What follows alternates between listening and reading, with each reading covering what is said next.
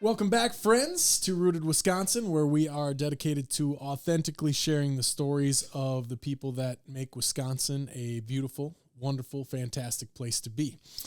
And happy to have you here again. As always, I want to kick off the show by thanking you. Appreciate you taking time out of your day to like, watch, subscribe, share with your friends.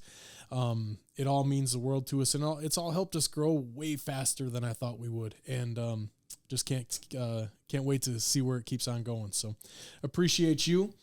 Thanks to my friends at Discover Green Bay. We're in our new studio again for the second day here today. And although we have no affiliation with each other, we've worked out a nice agreement where the great folks are letting me use some space. So appreciate them too, and check out some of the neat stuff they do about getting people to Green Bay. That being said, we've got our next guest in here, Steve Brenzel. Thanks for coming in, Steve. My pleasure, truly. Truly. I have watched your stuff, and I find it extremely interesting. You're kind of a combination of Hot Ones and, the Wing podcast that is so popular. And, you do a good job getting deeper with people, which I like that a lot. I appreciate Although it, you don't want to do it with me because it's all vile, horrible things that lie within. But yeah. Well, you described it as funk earlier. Oh, yes. I'm excited. No, it's more funk. Yeah, it's not horrible, really. It has some funk to it. Yeah, funk is good sometimes. Man. Oh, well, I have tried to live in, I haven't, it's just in me to live in kind of a funky world, but not as much so as certain artists I know, for instance, they ooze funk, cool funk. Mm-hmm. My funk isn't so cool, but it's not bad, but it's just like normal funk. Does it still ooze though? Oh, dude, the older I get, everything oozes. So it's like, yeah, I hope it's funk. What I try to do when things ooze is go, yeah, that seems like funk. Because strangely, though, of course, right before this, speaking of ooze, so I know this is coming up, and 2 days ago, I developed a giant zit on my nose, right, which will be visible if you really want to look. And so, but the problem was I was driving to pick up lunch at Mayflower on Military. Okay. So I'm like, dude, you got a spot here. So with my fingernail, I made the mistake of scraping that bad boy, speaking of ooze. And then about a minute later, I feel stuff here, and I realize I've opened an artery on my nose, and I have nothing in my car because my wife cleans out my car. I have nothing in my car to deal with this. So I'm doing this, and I realize it's all over my hands. So I have to go pick up my carryout order, and it looks like I had literally committed a murder right before. It was so gross, and it was just the worst thing. So there's ooze, man. That was funk. So then, and then you were going back to work? Oh, yeah. That? Okay. Yeah. And I grabbed a napkin. Of course, I, surreptitiously grabbed a napkin when I was hunting for, hot mustard packets or whatever. Like, oh, good, there's napkins. And then I was able to sponge myself. It literally looked like the surgical theater after a heart surgery. It was just incredible. It was awful. This kind of stuff happens all the time. But of course, I go months without growing any kind of awful body thing. And then the day before I'm coming on here, everything starts sprouting. Yeah. It's life's Murphy's Law, man. Dude, so much. Because now, you're still around cameras pretty much all day, every day, but now most of the time it's behind them. Yeah, I am hardly ever on cameras anymore, and that's fine with me, I had a lot of time in my life on camera, but really my entire life I've been an editor, or at the beginning shooter for news, and then went into editing and have done that for over 40 years. Okay. So I prefer being behind the camera. And for someone who has done as much goofy stuff in public as I am, I'm very introverted, actually. Okay. So I'm kind of one of those people, there's that, what is the test that they give you where you get IMSP, or I don't recall the name of that test, but it comes out with a 4-letter description of who you are. And, one would be that they stand for things. Well, mine is always this weird half extrovert, half introvert thing, of which there's not that many people, because I can be extroverted, but yet I fear social contact in ways, and so it's always been that kind of weird struggle in my head of like this, for instance. I was obsessing over this and thinking about it last night, and I get tense knowing I'm going to do it, and then the minute I do it, it just rolls, and it's great. Yep. you know, because I've had a lifetime of doing it, but I still feel that same thing every single time I'm going to be on camera, that like, ugh, Yeah. you know? Yeah. So I think that's super interesting. I trend a little bit more towards extroversion, but I think the biggest difference is how everybody can do it, right? But introverts, I think you get tired quickly. I would it's, agree. It's exhausting. It is. I mean, I think about certain times when, for instance, there came a period in my life, you know, I'm an editor all the time. I've had a full-time job as an editor my entire life. But there was a period where, for whatever reason, they had to cut my pay dramatically. And so I picked up a job doing the morning show on the Eagle for 5 years. So I would do that first and then go to work. Okay. And my coworkers were kind of like, whatever, you're on the radio, that's fun and everything. And they didn't realize that when 3 hours are over on a morning show where it's basically you and your partner every single day, at 9 o'clock, you're toast, you know, and particularly if you have that introverted part of you, that it just wastes you, you know. So, and I would come to work and people would be like, come on, get with it. I'm like, dude, you go do that. But of course, it wasn't their fault that I was doing that. But it was a struggle at times. I remember one time I had to do this. I have also done all these big events where I'm the Bill Jarts who goes out and does all, you know, Bill Jarts is literally among humans on this planet, probably the most giving human ever relative to the amount of things he does in the community. Yes. And I mean, I have never met a soul that even comes close to the amount of that stuff he does. But I had to do one time where it's just me, and I've done a lot of those kind of like that. And this one was for St. John the Baptist, St. John's homeless shelter. You know, and there's like 1,000 people at this thing, and I've got to go and, you know, they want me to be funny, but how funny can you be with the Catholic crowd? You know what I'm saying? Because it's like I'm not cutting Catholics, but I'm saying these are dead. This is like, you know, the head of the diocese, the archbishop is in attendance there, or the bishop in this case. And so I was like super tense. And then everything broke on my side when I had to announce this giveaway. People were, bidding. And so that one of them was a wine party with the bishop.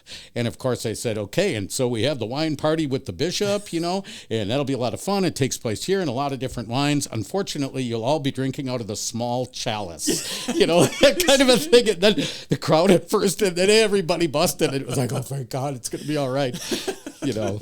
And those kind of things help me get my bearing. You know what I mean? I got to get something good. Yeah, you know? Finding a waypoint. And then I can chill. After that, I can chill, but it's like super nervous at the beginning. Like, what am I going to say here? Yep. I don't know that Ned the Dead would be my choice for that event. Right. But that's the way it worked out. Draw the crowd. No, it was cool. It was cool. Yeah. It was great. I've heard that about Bill Jarts. I've never met Bill in person, but I've heard, just kind of working in a similar industry, I've heard so many good stories about that guy. You know, I would say, and I'm critical of our media, you know, I have a critical view because I know what goes into it. Mm-hmm. And I worked in news early in my career, but the anchors in our community, the Tom Zalaski, Bill Jarts, all of them, you know, they are to a person among the nicest people you'll ever find doing that.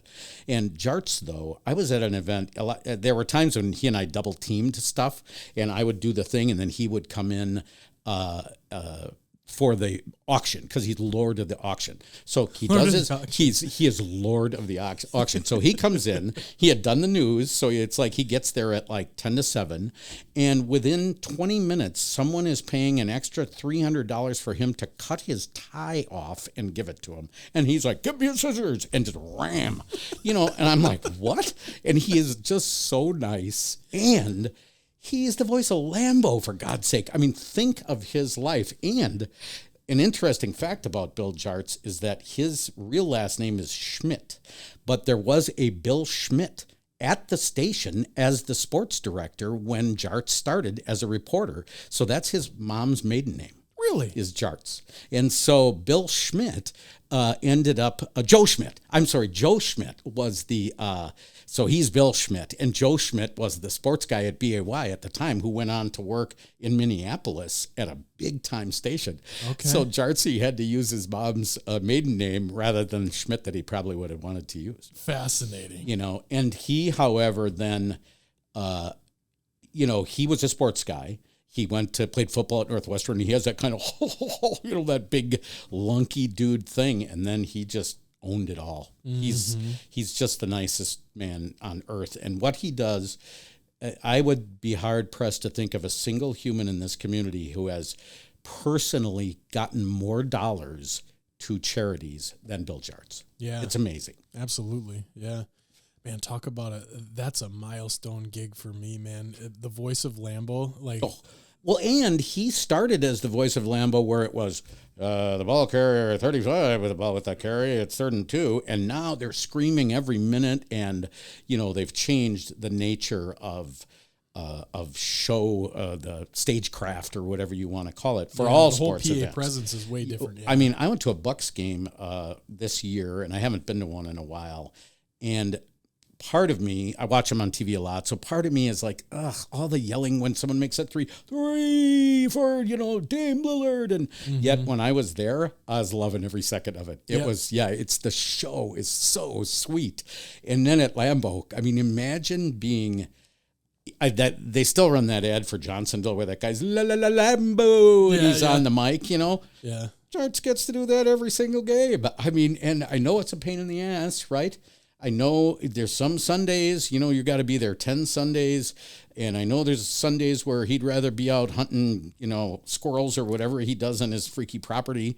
But, you know, he has to go do that. But on the other hand, every time you hear a clip from Lambeau ever, his voice is on it.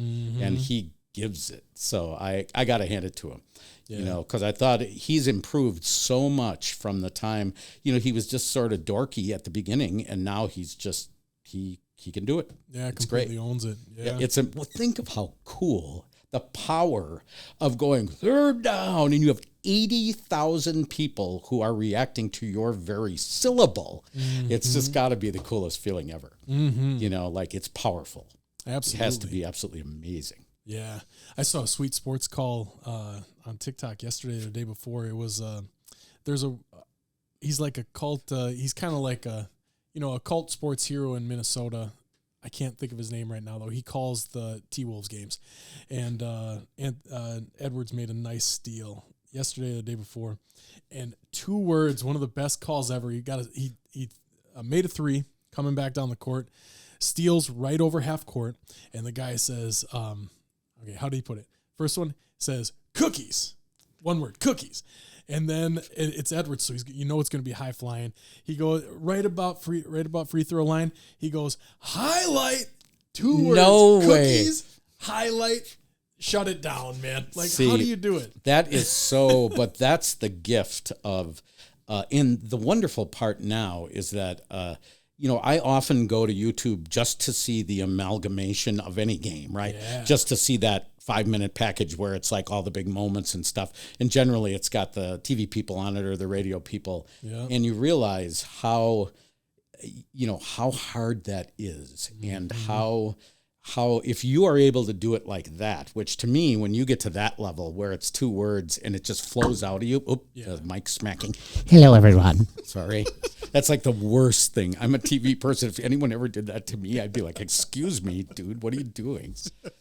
But I think that the ability to, because I often think if you are broadcasting what is a Super Bowl or an NCAA final or whatever, the end is likely to be dramatic. And I always wonder, do they have some backup ones in their head? I thought about that. You know what I mean? Thing. Yep. Because if it were me, but if you do that, then you come off it's too good. It's kind of icky then. So it's always made me wonder, like, do they make it so they don't feel that way? You know, you think about the Vin Scully. I don't believe what I just saw when Kirk Gibson came out and hit that thing. Things like that then are then repeated by announcers for the next 50 years. Yep. Do they have any of that in them, or is it just like what flows out of them? And think if it is what flows, how awesome is that? Seriously. God. I've thought that exact same thing because there's some comically bad calls from Joe Buck.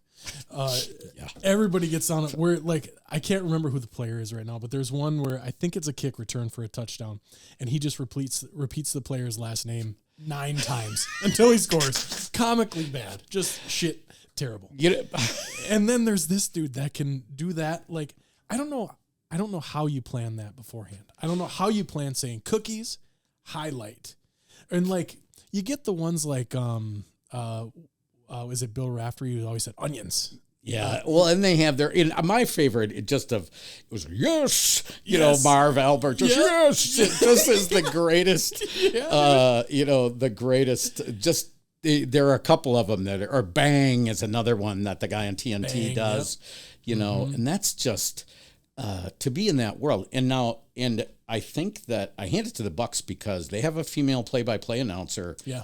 They're the only NBA team to have that, or the first at the very least. And she's awesome. She's great. And then Marcus Johnson is the coolest dude in the world. He really is. That dude, I picture him just, just sitting back, smoking doobies and like telling stories about basketball. He just is so cool. He is. He just radiates cool. I love listening to him. Yeah. He does a bang up job. Yeah, those two, because she's like, and imagine the pressure on the first woman in the NBA to imagine the pressure to be good. Mm-hmm. And then you're paired with someone who's like that, who's real cool, and you can defer to him. And she does a really good job, I think, of letting it flow. Because sometimes she has to use Steve Novak, who is, like White Homer. You know what I'm saying? So I don't love Steve Novak. I just feel like, he's just Steve Novak, Marquette guy, whatever, like McElvain or one of those guys. I like what's his name? Yeah, he's so cool. He is cool. He Absolutely. Is. Man, I can't remember how we got there. We got the getting tired thing. Yeah, so here's one for you. You asked me kind of before we got on, you're like, because we record 2 of these in a day. It seems like a lot. So I think I have some practice probably. So in my previous gig, I hosted a 3-hour call-in show with no dump button, man. So like 3-hour call-in show, completely off the cuff. Talk about being exhausted every day after cracking the mic off. Really? Where was that? The UP of Michigan. Hell yeah. Come on, dude. And an hour of it was talking about cuttagees and stuff like that, right? Yeah. Like the recipe for cuttagees. Cuttagees and pasties. Listen, this is a horrible, some of my things will trend horrible. And I apologize ahead of time that some of the stuff it trends a little weird. So I had a friend who unfortunately developed a cocaine problem, and then he kind of licked it to a certain extent, and he created something called Recovery Net because he had been an ad guy. And so he envisioned this as a nationwide kind of recovery talk show, nationwide talk show that did this and that and addressed recovery issues and stuff like that. So he began it on WISN in Milwaukee, which is a pretty big stick down there and has a good signal and a well-known station. And he was on Sunday afternoons from like 2 to 5. Okay, 3-hour thing. So at one point he's like, hey, dude, I have to go out of town. Can I get you to do this? And I'm like, and this was quite a while ago. Okay, like 15 years at least. And I'm like, yeah, I guess so. And so I go, I was living in Milwaukee at the time, in between Green Bay stints. I go to ISN, get ready for this thing, and then he doesn't tell me the topic, and he's not there. I'm going to have to go in there and wing this thing. Completely dry. He gives me a sex addictionologist as the guest. Okay, and so the topic is sex addiction, but it began, and I asked, and of course where am I going to go with this? So I asked the guy, I said, how did you become a sex addictionologist? And he said, well, I was a urologist, and I was treating a male patient for persistent cystitis, which is a bladder infection. And he's like, we just couldn't find the source of this, so eventually we had to get out the camera. Those are the words that every man like, the camera. And and he said, so we inserted the camera, and we found 2 calcified cigarette butts in his bladder. Let's just go silent for a second and think about that. That's a one-way road. Yep. Okay. It's a one-way street. So that meant that the person plunged cigarette butts through their urethra into their bladder. Okay. And which took my breath away and the whole thought of it. I was a smoker at the time, and I thought, I really have never at any point thought of that. There's no plunging that I'm doing with the cigarettes. But then he went on. Right. Well, it was so horrendous. And I'm like, oh my God, I'm on the air now for 2 hours and 45 minutes with a dude who found cigarette butts in someone's bladder. And then he shared this insane group of things that he had found over his career. And one of them leapt out at me, and it was like an eyebrow pencil and, bobby pins and stuff like that. And then a nut pick. You remember you'd go to grandma's and she would have like Brazil nuts and hickory nuts, and you'd crack them, and then they had that metal pick with like a sharp little thing on the end. Nut pick. Okay? What? A nut pick. But so the main question that's going through my mind is, this guy's going to this urologist saying, I don't know what's up with me, Doc. How do you say that?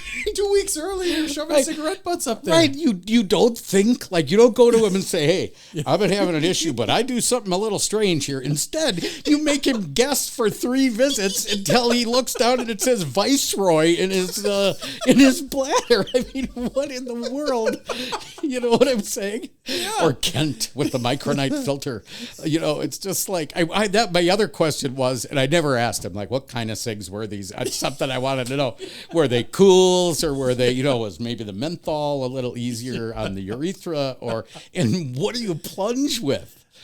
So I'm sorry, this went to a bad spot, but I'm saying the 3 hours, that's crazy, because I was trapped with all this knowledge and my sick brain trying to figure out how to not go there for 3 hours. Because I'm assuming that that's not, you can't take the comic road there. What? No. Not in that environment. You have that's amazing. What about, can I get you a cigar? There's so many awful things.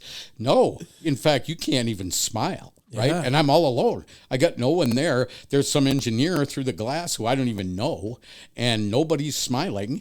And this is, if ever there was a smile event, plunging cigarette butts into your bladder, that's a laugh. You know what I'm saying? I know it's a problem, and I know that it needs some treatment, probably a little treatment.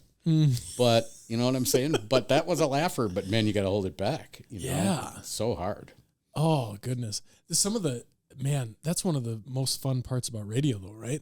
When you turn the mic off and laugh incredibly hard at whatever just happened. Radio is, and this to me is radio. Okay, this is just like radio. Yeah, radio is the most fun I've ever had in my entire life. I mean, when you have a good day, or you have something that you're going to share on the air that is just ass kicking, right? Mm-hmm. You know that it's like you're doing it at 7:00 on purpose, because that's when you have the most viewers or listeners, and it's going to be super funny.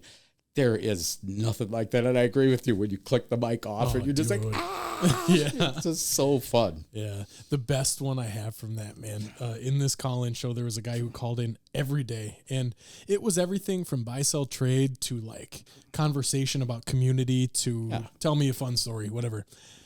This guy would call every day. He talked incredibly fast. So everyone, you get to know the voices that call. I'm sure. Everybody gets to know him, talks incredibly fast. And I had learned a bit of backstory about this fella, about how he was a really good football player at one time, played college football, did a bunch of stuff, and then got into a car accident and developed some type of disability. I never really learned what it was. But I learned very quickly that if I could get him going, he had a great wit. His wit was fantastic. So every time this guy called, I would try to poke as much as I could and try to get some gold out of him. Use him, right? Absolutely, yeah, because he was some golden content. And I'll never, ever forget the hardest I ever laughed in a studio. He called and he sold his tires or whatever he would call with. He always had like 7 different sizes of used tires to sell. Who it was doesn't? Great. Yeah, he just got to sit around.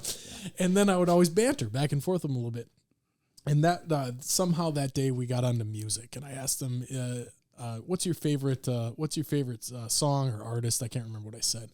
And without missing a beat, like he started talking before I was done.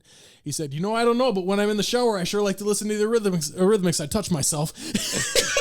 Really? Yeah. Oh, no. And he drops it on the Uper station too. And wow, that must have created a stir. Oh my goodness. Yeah. Right to commercial break, laughed as hard as I could the entire time.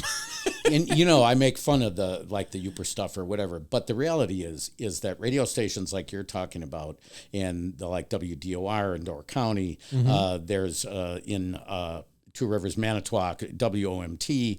These are still locally owned radio station groups that have like community talk shows like that. Man, that's what radio was meant for. And so as terrestrial radio is what they refer to over-the-air radio now, as that dies and being taken over by the Spotifys of the world and all the rest, that, in my mind, is the one thing that it offers that isn't offered anywhere else. It offers this. It's the only thing that's going to keep them alive. It offers this. People in the community where you can listen to them and either laugh or get mad at them or think that they're dumb or think that they're smart, but it just is such a different animal. And it's just disappearing in the world. That's why I like this. That's why when you called, I'm like, heck yeah. Because I've watched your other people whom you have on, and they have a different hook, the thing that they do or the thing that they're known for. But then when you get down into them, that's where it's super interesting. The Kathy Larkin episode, because of course I know Kathy so well, and Kathy you asked her really interesting questions about elements of her life that aren't out there for everyone. And that's what local radio can give you, and this kind of stuff can give you, and it is a lost thing. That's what long-form conversation opens up the doors to, man. I feel like I end up saying in every episode, but the clip society we live in is okay to a certain extent, but like we lose our connection with people and community if we don't know the stories behind what they are. Like, how many people come up to you and know you as Ned the Dead, you're Ned the Dead, and then they know that clip of you from something they remember, but they don't know Steve. Right. Well, that's for sure. And, so I do think that, and I've always felt that humans wish to see and hear humans. I think that this is so back in the day, there was a period in making television where, it used to be television shot on film. It was always people. People were in commercials. People were on everything. And then all of a sudden, graphics started to become part of the deal. And then it all went nuts for graphics. Everything was 3D, this and that. Everything was graphics. MTV began that. And so, everyone's like, oh my God, so that's what our world's going to be. And I, even at that time, I said, that's not what our world's going to be. People will always come back to people. That's why, like animated movies, highly popular still, but notice they're trending towards humanoid creatures.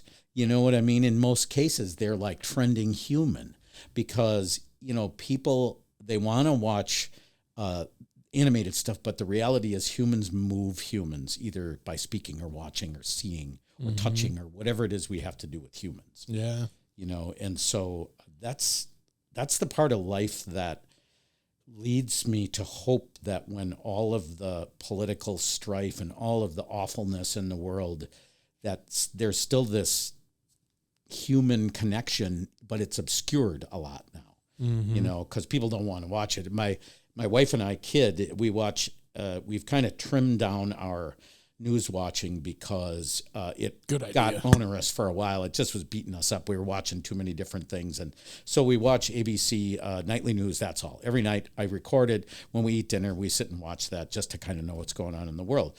But they spend the entire newscast, showing us the horrible shit that happened, of course, right?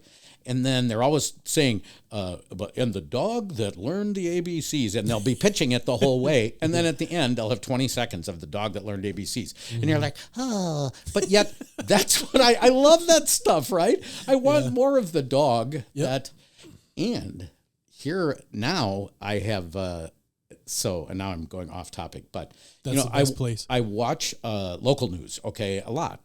And so Channel 26, WGBA, they've rolled out this new thing where your neighborhood reporter, this and that, and they are taking their reporters and assigning them to, one of them's to Fond du Lac, and they're literally not having them report from anywhere else. So they've got a Fondy and an Oshkosh and an Appleton, and they are starting to, so that in itself isn't that unusual because it's just like a ploy. But so since they have to use those people, so let's say you have 30 minutes to fill on the news, but you got to hit someone from Fondy, you got to hit someone from the Appleton area or Little Chute. You have to, well, the stories there aren't big, huge news stories that everyone cares about, so they tend to trend a little more feature-ish, and all of a sudden, their news is pleasant. Actual journalism. It's pleasant. Yep. Yeah, it's like stories about people doing stuff, and you know what? I live in Green Bay, but I'm fine learning about what goes on in Little Chute, even if it's a news thing. I think it's a great idea, and they are, but we'll see if it reflects in the ratings, and that's all that really matters. But I give them credit. Except that they're making the majority of their anchors have to now do it outside on live shots. So they don't have anyone in the studio. So they have this guy on the air named Michael Fish. He's their goofy weather guy. And I can't tell if he's weekend or sometimes he's on in the morning or whatever. And he bitches every time he's outside. It's the funniest thing. So if you see Michael Fish, he's going to go, it's extremely windy out here. And he told us about the cold and the wind. Then the next day, he's like, this wind is just freaking my ears out. And he clearly does not want to be there at all.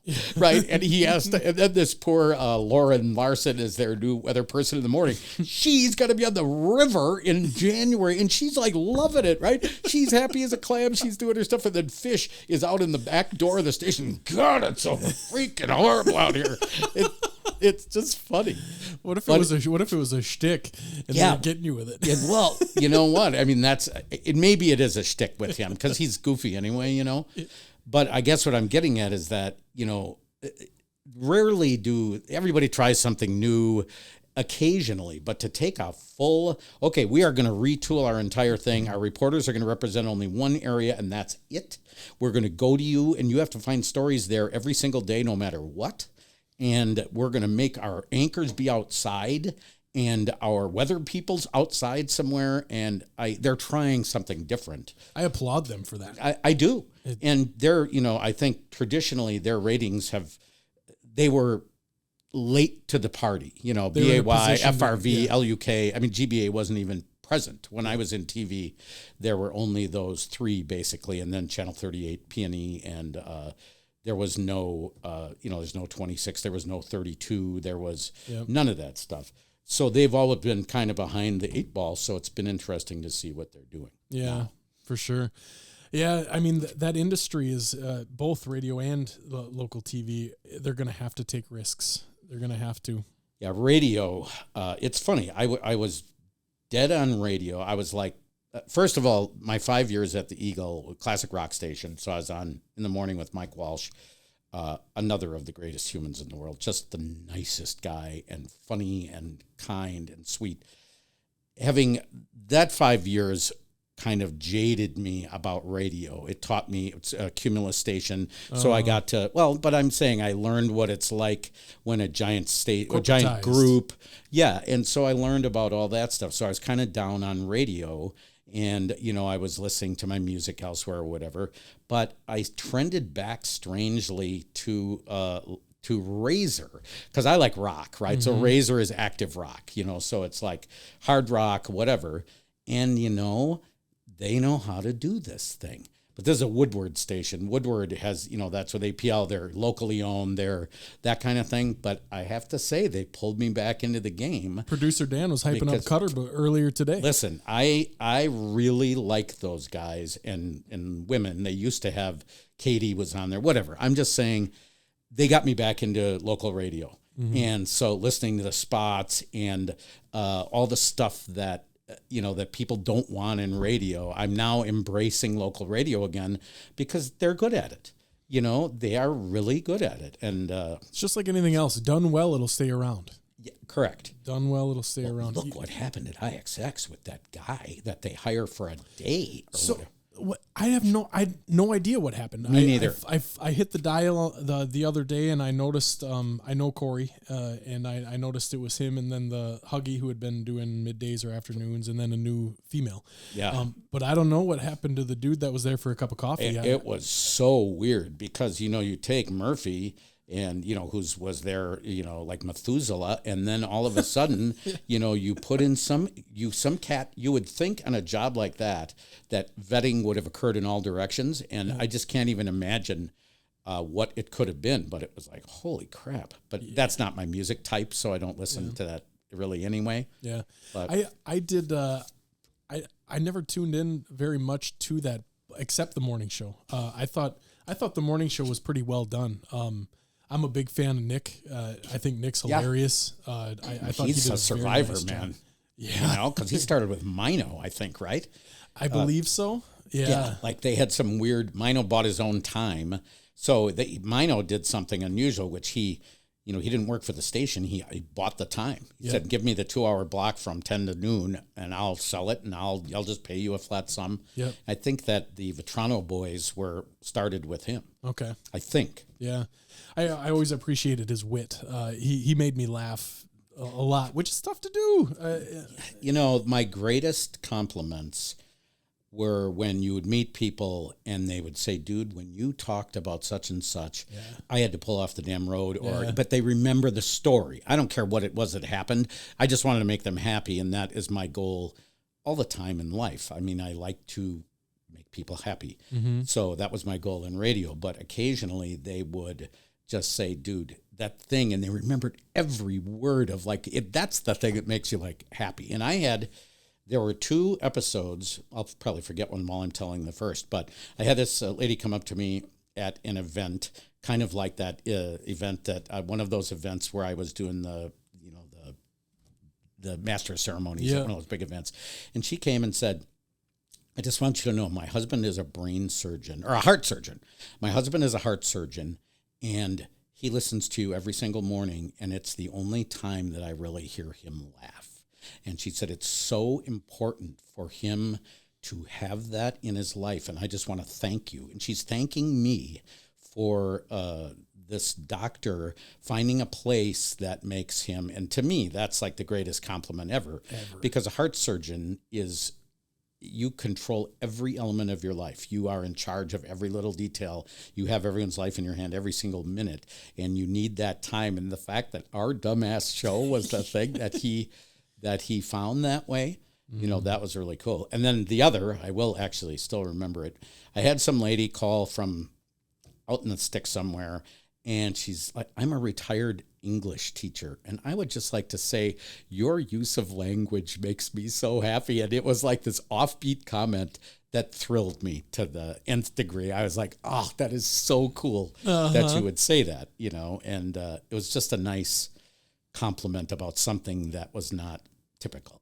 The stuff that actually means something to people, man, that's what moves you. Though humor, like you said, though, you just want to laugh in the morning, right? Because that means something to you. Absolutely. It changes your day. We used to get bitched at Cumulus. So Mike and I would come off the air, and I would go to my other job, and Mikey would have to sit in these horrible-ass meetings where they're like, "Wow, you went too long on this bit, and you should have touched that bit, and you should have gone time and temperature." And, people, all they really want is the news and the weather. They want to know the temperature. And we were at the time when we're talking between ourselves, you are 100% wrong. That is not what I ever wanted on any station I ever listened to in my life. People want to laugh for real and then go to work or do what it is they're going to do. They do not really give it, or they want information. They want to make some kind of connection. Yeah, they do. And time and temperature is just not that connection, but they were trapped in that corporate mindset of, we got to have, on the 10s, you got to have this and that. And that's why Cumulus and iHeartRadio, I think, did the majority of the work killing radio. 100%. So what people don't realize is that very rarely the people you hear on the air are actually there. They're almost never there. Yeah. I mean, they voice track. And, so here's the deal about radio. So if you want to go in and let's say that you think, boy, I could do that, they'll hire you to be a voice tracker. Let's say for the 2 to 4 shift on Sundays, they'll pay you minimum wage for 1 hour in the studio to basically the computer tells you what song you're coming out of. So if it's like, Black Eyed Peas, you're going to go, Black Eyed Peas here on the station. Now, boy, did you see the crazy thing about such and such? All right, now we're going to head off with Journey. And then you go bang, right to the next one and do the next one and the next one. Minimum wage. Mm-hmm. What is that, $7.75 in Wisconsin? Yeah. And people think that people on the radio are getting like hammer pay. To track a 6-hour show. So disgusting. And it really is. So that's one of the reasons I like Razor is I believe that in many cases the people are actually there, especially because they do a lot of phoners, where contests, you can't do contests if you're not there. Yeah. That was always a unique thing about IXX. They still do that, right? 24-hour live DJ? They do, I think. Yeah. Sure. Well, and what's funny about that is, so when I was, I came to Green Bay in 1976. I grew up in Milwaukee, and I ended up going to UWGB. And I had gone to Milwaukee, Washington High School, which was a very rough place at the time. And so I ended up in Green Bay. And the state, IXX at that time was WBAY FM.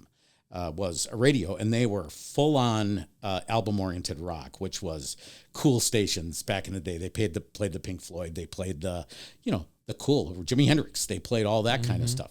Well, all of a sudden, they were like, okay, we're going to change, and we are going to go to an automated music system, which now all stations have, where the music is not on a record anymore. You're not queuing up an actual album and letting it fly.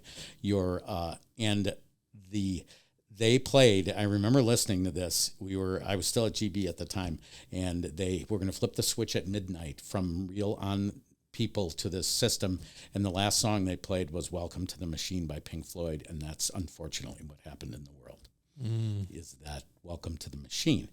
Now, of course, we embrace machines more because I have my phone machine right here, and I use my computer machine all the time. And my car is filled with machines that help my life. But at that time, that was like a signal, like, here's where this world is going to go. And yet it was in probably 78 or 79. Yeah. And that was the harbinger of what's ahead. Yeah.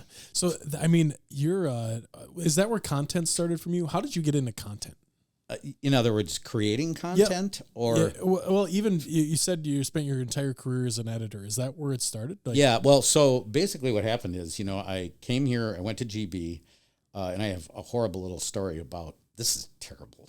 So because of my family situation, it was really weird. I was pretty much on my own. So I had to do all the stuff myself. I had to pick the school. I had to figure out how to go to college, there was no one helping me. And as an only child, so I had to figure all that out. Well, having said that, I did make some mistakes along the way. So not to say that GB ended up being a mistake, but so I had a couple schools that I wanted to go to, and I decided to go to the orientation at GB first.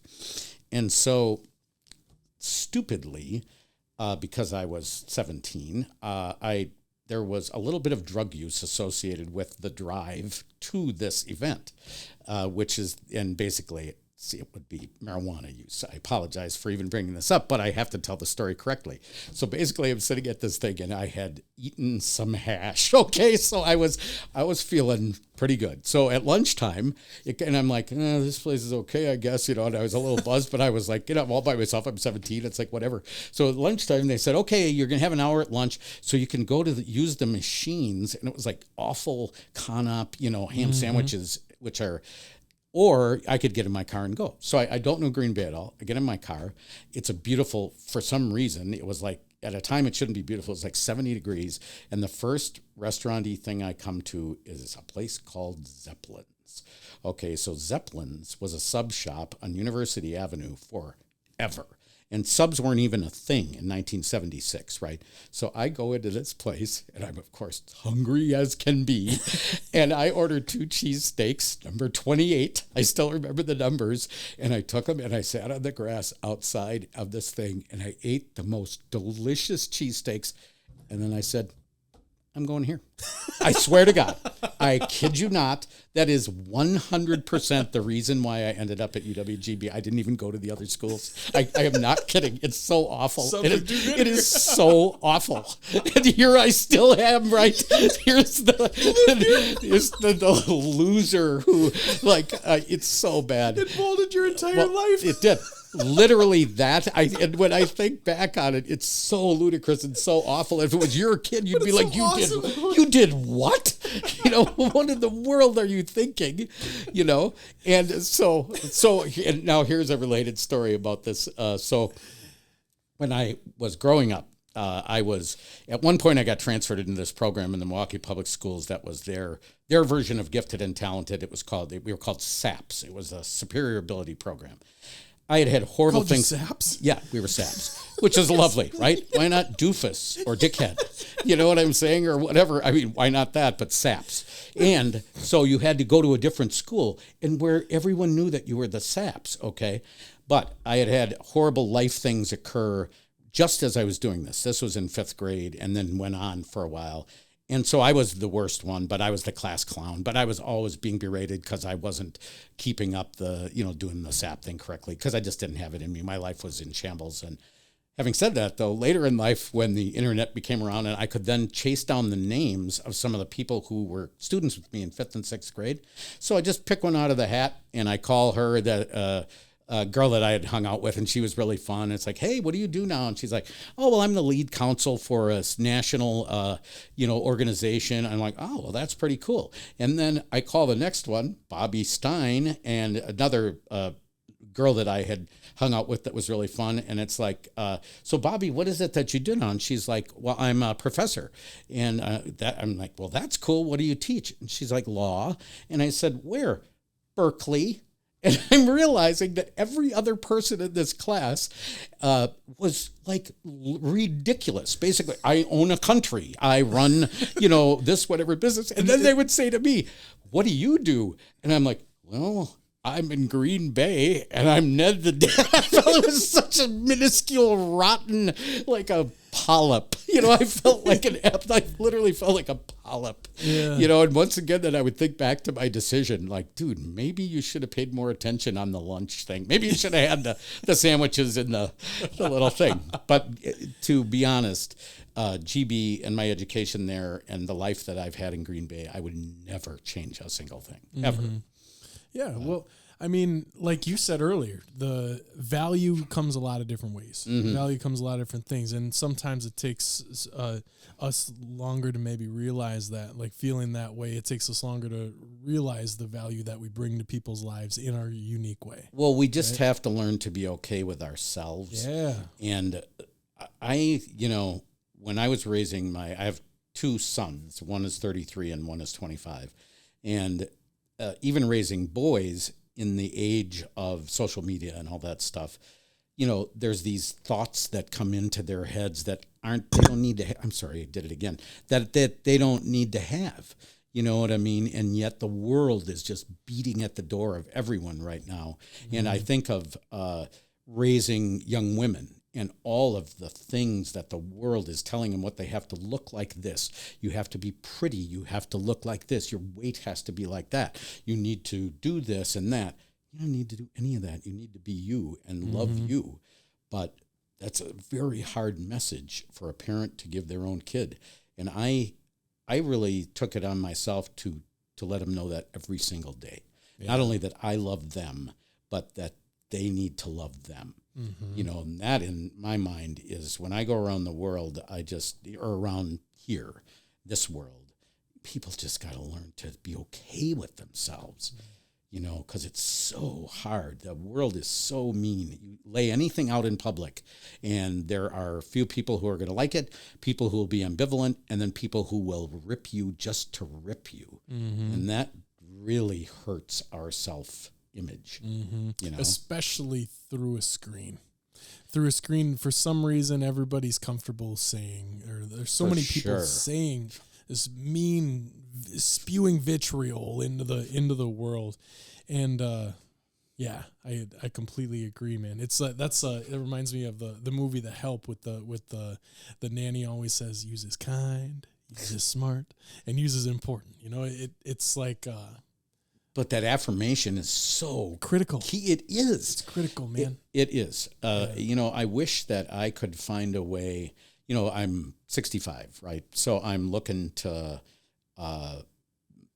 ease out of editing after 45 years, you know, and I'm kind of a slightly part-time right now, and I'm realizing that I have to find something to do with my life. I can't be sitting at home, you know, so I wish I could find one of two things. If I could find a way to be in a place where I can be affirmative to younger people or people in general and have them receive that, or, you know, or if I could help older adults learn how to live in the world of the internet and AI and all those things, I would also be happy to do that because I'm in that world just due to the nature of my job, you know. But this whole idea of trying to make people be okay with themselves, it's so freaking hard. You know, I learned, so I'm a big complimenter. And so even at, like, let's say I'm at the grocery store and the checkout person has a really weird tattoo, let's say, or interesting piercing or whatever. A person my age is supposed to be put off by that. But I actually, sometimes I'll look at it and go, God, that's really cool. Well, I've learned that at 65, and if that person's 18, I can't just say, boy, I love your tattoo, because they'll take that like, oh, ick. So what I have to do is say, I love your tattoo because the way that the colors match the other tattoo, it flows like perfectly. You have to have a reason. And this is what I've gleaned in life now, is that you can compliment people and they're going to take it or not, but mainly not. But if you attach to it the reason, the real reason, not just, oh, you look great, but why do you look great? You know what I mean? I mean, the way your hair is today, it's just so perfect. On the way the light hits it, it just like shines like crazy. Then they don't think it's so weird, you know? So, but I've learned this in life in general. So I'm always trying to provide the why to things that I say. That's interesting, man. You did that to me when we crossed paths. You said you told me you enjoyed Kathy's episode, and you told me exactly why. Well, that is the same what thing I actually you told me today when we started the episode. Yep, that is what I do because I want them to know that it's real. Genuine. But I really feel it that way. If I don't feel it, I'm not going to make some thing up.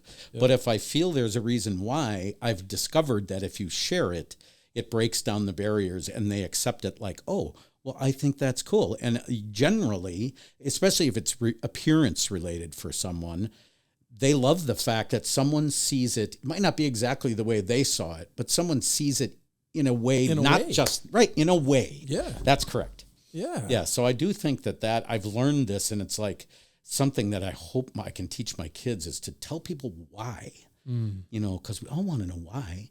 I mean, that's why I'm on Google every 2 seconds finding out when something comes up. I want to know why. So if someone likes something I do, I kind of want to know why. Yeah. You know? Interesting way to look at it. Yeah. Yeah. It makes me very happy. I mean, I feel like I have because now I'm free to say to people, I can pretty much with impunity say that I like something and tell them why. And they're almost always like, oh, that's cool. Yeah. They never really give me the look. But if you just say, I really like your hair, then you're out, man. It's so gross. I mean, I wouldn't want me saying those things to me.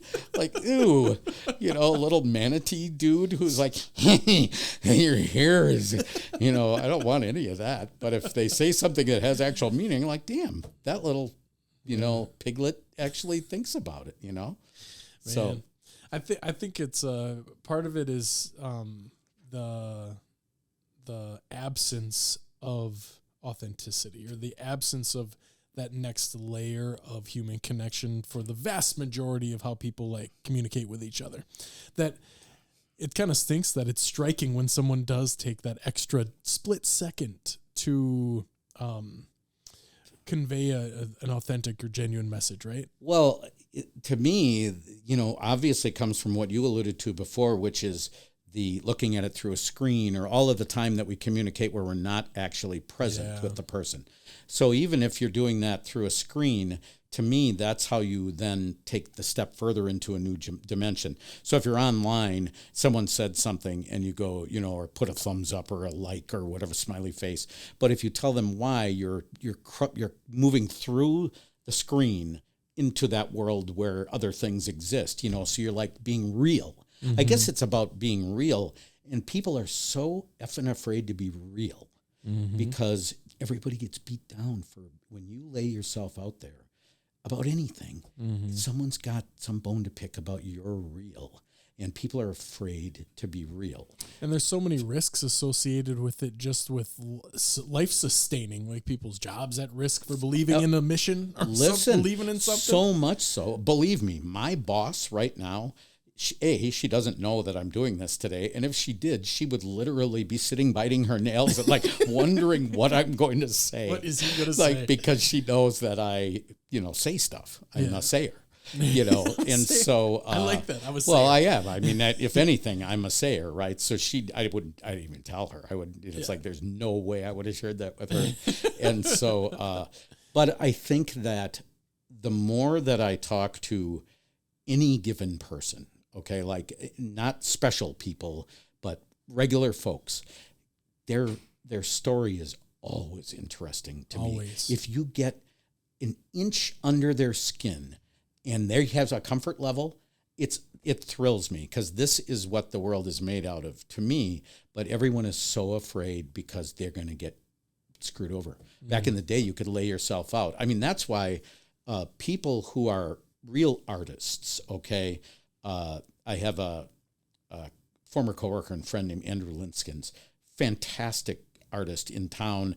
He's just done a lot of just the coolest stuff, and he's so brave because you lay yourself out to people, and it's the nature of what he has to do. You're making something that you wish to have others see, knowing that you're going to get pounded for certain people. Oh, I don't like the way that this, and you got to have this thick skin that stops so many people from taking one more step in their lives to be more interesting or more fun or to go a different path. They're be more fulfilled. Yeah. Yeah.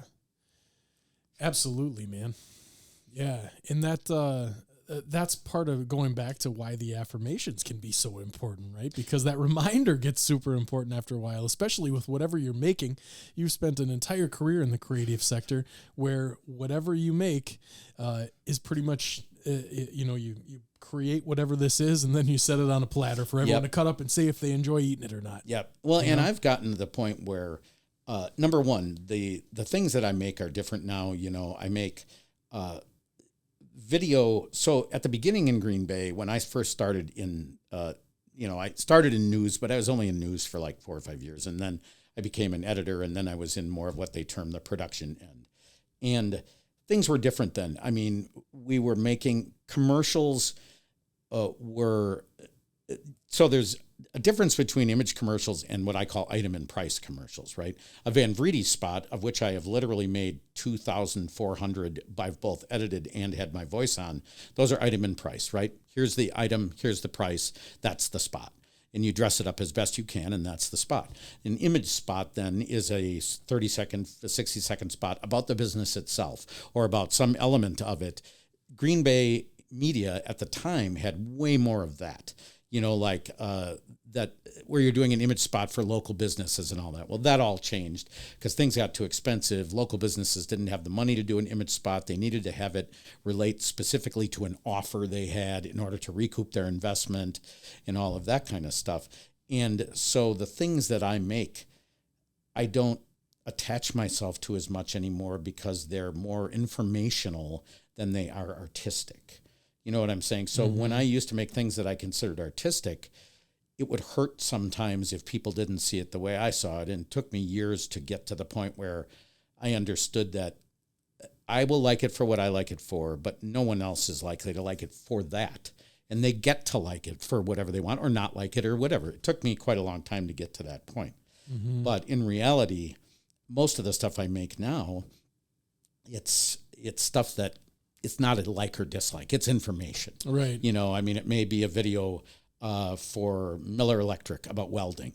You know what I mean? They're like the preeminent welding machine manufacturer in the U.S. in Appleton, and their stuff's super interesting, amazing, and yet it's not where people go, whoa, it's just, have I informed them properly? Right. So that whole thing has changed a little bit. Sure. You know what I mean? Yeah. I want to dive into Ned the Dead a little bit. How did it even start? How'd you come up with that idea? Well, I didn't. So the reality is that I was the same young dude who had the sub sandwich experience. I was now 4 years later, and I was working at Channel 11 in news, and I had been there for maybe 3 years, I guess. We're talking 1983. And back in the day, television stations would buy packages of movies because syndicated shows, which now fill the afternoon, let's say, on a TV station, Judge Judy, Family Feud, the game shows, the myriad of talk shows, those did not exist back in the day. So the stations would have to fill that time with things that they purchased. So in general, a television station would purchase 250 movies in a package, and they'd spend, 100,000, 80,000, whatever it is. And then they would get those movies for 3 years. So included, much like every other thing, you've got 8 good movies. You've got 30 acceptable movies. You've got 30 movies on the periphery, and then you've got 50 awful, horrid movies. Well, Channel 11 at the time had one of those packages, and they decided that they wanted to, a lot of them were horror movies, okay, and they decided that they wanted to create a horror host for this market to run a show that would then utilize those movies out of that package so they weren't wasting their money.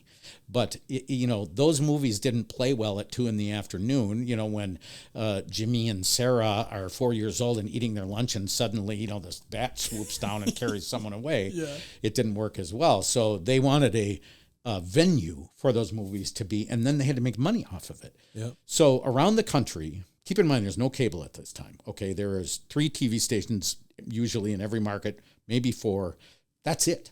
Okay, there is no other TV. There is no cable. There is nothing else. And so around the country, they had these horror hosts, and the show would usually be at 10 at night or 11 or 12 on a Saturday night. They'd run those movies, and then the host would come on, and they would sell that, right? Like you would sell to a sponsor Chiller Theater, which is what my show ended up being called. Yep. So Channel 11, guy Dave was the program director at the time, and he said, Steve, how would you like to, we're thinking of having this movie thing, and we would like to know if you would be interested in hosting this. Now, I have no experience with that. I had no theater background. I had been in college radio. I had done that sort of stuff. And then I grew up in Milwaukee, where they always had a show like that, and that guy's name was Dr. Cadaverino. His name was Jack Dublon, was the name of the actual actor. And I grew up watching Dr. Cadaverino. Same thing, though. Dumb movies. He had a stupid beard and a top hat. It just was dumb. And so I said, well, I guess. And of course, the reason they chose me is, number one, I'm goofy. And number two, they don't have to pay me. And so that's pretty much the reason that I got chosen is because I was probably the strangest, most outgoingly weird person at the station out of 120 employees, and they didn't have to pay me extra. Yeah. So the guy says, my thought is you'll be a woman. And I'm like, what? And I just didn't get it. And he's like, yeah, I think I see you as an old woman in a ticket booth. And I'm like, okay. And so I would, while driving, I would practice voices to try and pull this off. And, I'm driving in a shop and I'm driving around town. Hey, well, here's this and that, in my old woman voice. And then I went back to him and I said, dude, that's not going to happen. I just don't think I can pull that off. And he's like, okay, well, let's make it a guy then. Let's figure out a character for a guy. So even before the name, I was driving on the Mason Street Bridge, back in the day when they used to have that giant black thing. I don't know how long you've been here, but they had this huge monolithic coal thing huge thing. It was just a really cool structure. I was literally parallel with that, and I was trying voices, and I was like this and that, and then I finally went like that, and I literally remember exactly where I was on the bridge, exactly, and I'm like, that was interesting. And I went, and I started to make these dumb noises. And then I started to like try to figure out an accent that could maybe go with that. So Dr. Cadaverino had a little of this sound, which is kind of like, it's sort of in somewhere in, Poland, maybe in that area of the world, you know what I mean? With that bit of that in there. And I started to create this voice. And long story short, I created the voice. I did the thing. I spoke to him like that. And then we came up with a name. And it's like, okay, let's come up with a name. And the guy went like, how about Ned the Dead? And then we're all like, cool, great. That was literally the amount of time that it took to me to have the name that I then had for 30 years. Gotcha. And an awful name. I mean, when I was in radio, the Eagle with Mike the Rev Walsh and Ned the Dead. Like, couldn't I have had a name couldn't I have just been Steve? So then it involved makeup also. And this was classic. So they hire this makeup guy. And probably paying the makeup guy more than you. Well, considering I was being paid nothing. Yeah. So they hired him for a one-time only shot, though. He was going to come and put the makeup on and devise a makeup look. Okay, so he comes and he's doing this, and he is putting makeup on, and it had some prosthetic crap that I ditched that after a while because the gluing was funky. But at one point, and he just had a voice kind of like this, and he was real into it. He's really cool. And he's like, and he was rubbing my face, and he said, it's too bad that you're not a Wolfman character because you are a little canine. That's what he told me. I was dog-like, but he was like happy with it. Yeah. And I'm thinking, dude, what are you doing in your life? And yet I don't mind facial stroking. I don't care, male, female, I could give a damn. I'm all for facial stroking. And he was but the whole way he put it was so funny. Maybe some wolf characters would be better for you because I don't know that this is working. And then so from that, it goes on. So the show starts, and we had the lead-in of Saturday Night Live. So Channel 11 had Saturday Night Live, 10:30 to midnight, bang, we hit Chiller Theater, and this thing starts to just rock because, number one, there is nothing else.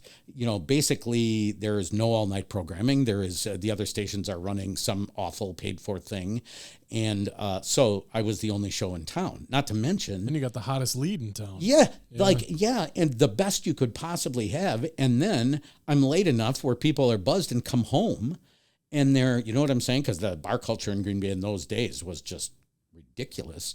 They come home, and there I am. So my ratings.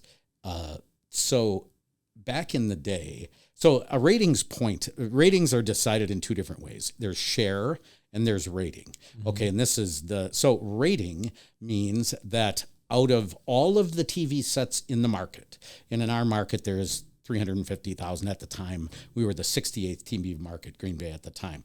So 350 total televisions, the percentage of people that are watching is your rating. So for instance, if you get a 1, it's 6,800. If you get, you know what I'm saying? And the numbers were pretty darn, nowadays they would kill for a 1 even in certain areas. I routinely had 5s and 6s and 7s, which is, it's more than the news gets now. Mm-hmm. And our share was like 40%. So the share means of all the TVs that are on, how many are tuned to you? So the rating is how many exist TVs, and the share is how many TVs that are currently on. And the ratings were just stupid, so they could sell the heck out of it, and then that all went away eventually. Yep. You know what I mean? That trickled away gradually. Yeah, that all, unfortunately. When cable came, it became it didn't help me, but at that time, it's always been my part-time job that I just had fun doing, and I did it for like 26 years on the air. Yeah. And I did over 1,000 shows that we recorded, and each show had at least 10 breaks, so I recorded at least 10,000 breaks. A lot of shows had more than that, so you think about those numbers after a while. And for the vast majority of those, I was making it up. There was no prompter. There was none of that. I was literally, they'd go, that's all take impromptu? All of it. There was, at the beginning, the guy, Don Shunke, who was a guy who passed away, he was the one that was tasked at the station to take Wild Steve Brenzel and turn him into Ned the Dead. And Don also had this really cool sense of like campy humor. He had done things in the early days of television. He was Bruce Barometer at Channel 11 back when like they would show a frozen rope and he would be, I'm Bruce Barometer, you know, that kind of stuff. And yet he had a really cool sense for that. And he would write these outlines of what each bit was supposed to be, and I would start and then I'd just go off and then I would return to the end of it, and then after that we just ditched the prompter completely and it was just straight up off the top of my head. I had a couple little notes maybe, but most of the time I was just winging it.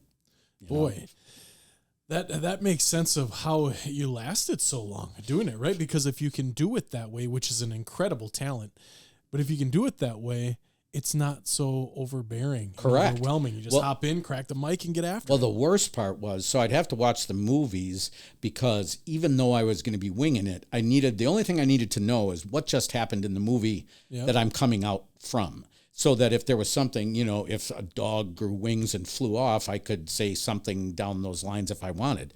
So I had to watch these movies, and God, I'm telling you, when you're watching those, and I have to be completely honest, I am not a big fan of horror movies, okay? I'm not an aficionado. I was never into it for the movies. I was into it because they asked and because I was an actor, basically. I was like a clown kind of, you know, but in my own little way, and I never really cared about the movies, and to this day, I don't even really like horror movies. And it was just kind probably of just crushing people's dreams right now, thinking you loved them. Well, at the end of my career, I was teamed up with a guy named Randy Moreau, who he and I were on the show together, and he was Doc Moreau and Ned the Dead. And Randy, on the other hand, he loved the movies, and he knew all about that stuff. And so I had kind of a career resurrection at the end, spearheaded by Randy Moreau, where we then got more into, and, you know, I always knew there were a lot of people out there who watched because they loved the movies, but believe me, there were just as many people who were out there because they just wanted to see me go off. I think the vast majority of watchers, I would assume, were there for your content. They may have been, and my content was, that's how I learned to get right up to the line and never go over, you know, because I would say, you know, to be honest, the amount out of 10,000 breaks that we recorded, you know, like, okay, roll tape, ready, and go, I would guess out of 10,000, if we redid 50, I'd be surprised. That's how little I screwed up, because I would say literally out of 10,000, we maybe only had to stop 50 times for coughing or me saying something absolutely horrible or whatever. Yeah. So I learned how to do it, you know, to just rip them. Yeah. And so it was definitely it was like it turned out that was pretty much a talent that I had that I didn't necessarily know I had. And it probably was my best skill, was to be able to, off the cuff, wherever I was with whomever I was with, be able to carry on a conversation and find out about them or do whatever. It's like my one gift in life. Mm-hmm. And it's coupled with me being an empath kind of, you know, I know these are like, that one's kind of a curse and a gift, you know, the empath thing. A lot of people say I'm an empath, but I know when people are hurting. I know it's just a weird thing. So those two together worked out really well. Usually some of the curse with that is how you end up getting there, is how it's usually there. I mean, it's built from somewhere, right? You spoke earlier about some struggles early on in your life. What builds that capability, what builds that skill is what is the shitty part about it. Yeah. Well, I had so I was an only child, and I never knew my father until I was like 31. I met him. But my mom, she got married when I was 6, and so he was my stepfather, and I loved him. And when I was 12, he committed suicide, and my mom went on a lifelong voyage of mental illness, and it was just me and her. So she was hospitalized for years at a time, had shock treatments, had all this terrible stuff, and her disease, you know, she was bipolar before they called it bipolar. They called it manic in those days. Yep. And it was... you wouldn't even believe the things I saw and heard and what happened as a kid. Yet in me, luckily, My grandparents lived on our block, so I was able to stay in my neighborhood when she was gone for months at a time. And my friend group stayed. Mm-hmm. But basically, I was 100% on my own, and I was the parent starting at 12. And when she would come back, I would have to go live in this house as an only child with this person who was absolutely crazy. Right. And she would bring her crazy friends from Milwaukee County Mental Health Center. But these are the things. So part of me, I remember one time my mom had to take me to like a child psychiatrist. She's going to take me to a child psychiatrist because, now keep in mind, she had been mentally ill for a while. And because I had been through so much stuff vis-a-vis her that she wanted. So she takes me to this, and I still remember going there. I was maybe 13, 14 or whatever.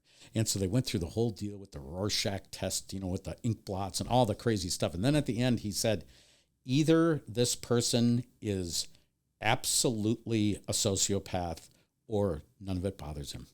And it turned out none of it bothered me because I've yet to do sociopathic things, although being in here with you two guys, I'm thinking some of it's getting a little, but I'm saying that he basically said it could be that it just doesn't get to him, and it didn't. And right. So all of my humor and stuff and my empath stuff came from helping her and over and over and over and over and helping and helping and helping.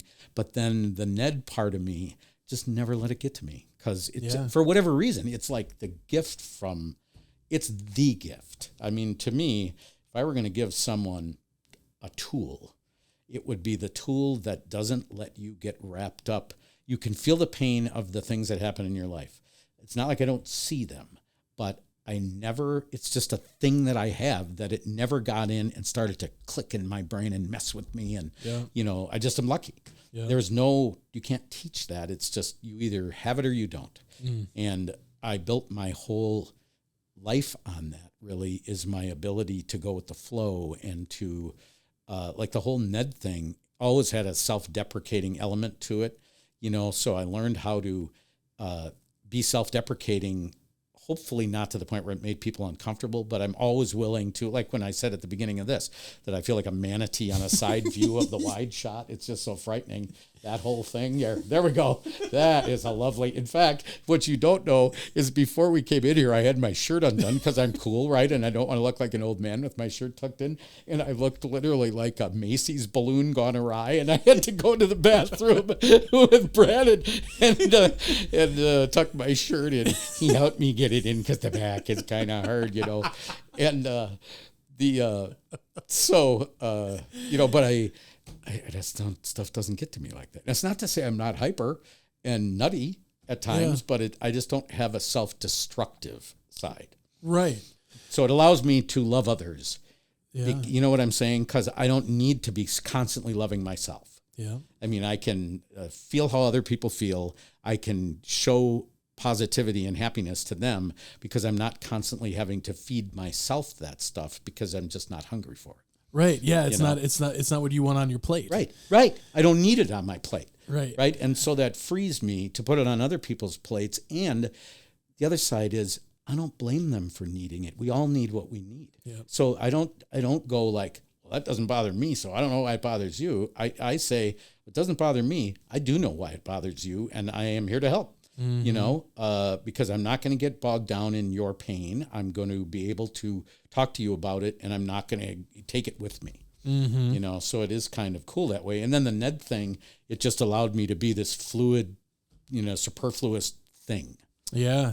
And even though you kind of mentioned earlier that it's not something you, it's kind of innate or it's there or it's not, doing it for that many years, it's still like a muscle, Oh my God, being able to do that and operate in that space and that mind zone, it's still like a muscle that you flexed over and over. Well, and I'm flexing it right now. Yeah, I mean, this thing to me, so I was nervous because, it's an hour and a half, and the part of me that gets in my own head is like, I don't think I'm interesting for 10 minutes, so an hour and a half is a long time. And this is just me being punching myself a little. Yep. But, but the second we start, I'm like, let's go, baby, because it just feels so good. This is my world, man. This is where I live as a human. Even now, the mics aren't there, but I live like this. Yeah. You know, my wife, the things I say to her are so awful, and the things that I do are just so horrendously, but not mean, just strange. I mean, awful things, you know? I mean, I just say really weird stuff, you know, and she's so good about it. She's like, yeah. And I mean, every single day too. I mean, I say horrible things. Like, how do you think that would look if I, you know, wore that here, like that dish towel, or how, I mean, I do awful things, and she's able to handle it. I'm very lucky. How long have you been married? 40 years. 40 years. 40 years this year. Nice. And, you know, she didn't, I wasn't Ned until we were engaged. I was going to say, that almost lines up perfectly. Well, see, and the weirdest part was, I met her, Channel 11 is over on Lombardi Ave, and the Midway Motor Lodge, which is now called whatever it is, the District or whatever, it was the hotel literally adjacent to it. And so we would go to the bar after work. We'd walk over to the bar at the Midway, and she was a bartender there at the Midway.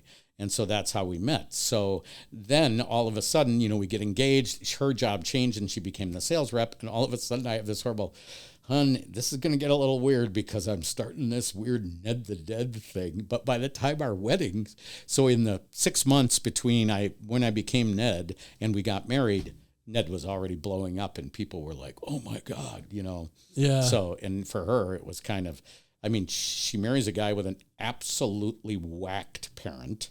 Right, whacked parent, and who is Ned the Dead. I mean, that is a load of crap right there. That is not a great basket of delights. You know what I mean? You'd prefer Dr. Lawyer, really like even-keeled, you know, quiet but yet fun. And instead you get like some dude from an insane family who is like a horrible painted face, fat horror host. You know, I wasn't fat then. I weighed like to 135 then. I was just like a stick, you know. So I've, you know, allowed that's been my lifelong, I have had a number of vices in my life. You know, I'm pretty open about that. I've gone down some vice roads before, but for the last like 15 years at least, my only real vice is eating. And it's just hard to, I'm on this.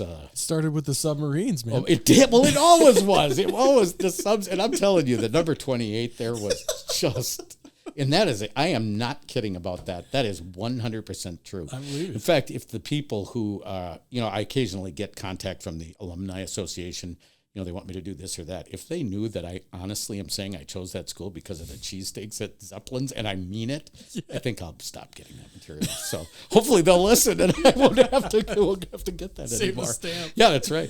Yeah. No problem. Well, at least you know your wife didn't marry you for the makeup. You know, it was right. Steve. Well, let me tell you. So I would also say to any young people who are looking to create a character, do not have it involve greasy makeup. Oh, I bet. Okay? Yeah. That stuff was so disgusting. And it's all over, right? So I had to learn how to like apply this, because we had someone at the station after the face rubber. He did it the first time, and then someone at the station would do it. And then after that, I was on my own. So I was like, oh my God. So now I have to, with no art skills, recreate this backwards in a mirror and learn how to do intricate lines and stuff like that. It was not, luckily it wasn't, you know, it was dumb looking anyway. But if you go YouTube Ned the Dead, early Ned the Dead, which is out there. I mean, when I checked some out before the show. I was literally 24 or whatever, 25, and this little dude like insanely charging around. The makeup changed a lot when I became the bloated, the bloated Ned. The makeup looked a lot different. Yeah. You know, but it sucked every second. That makeup, it was hot. It was gross. It was ugh.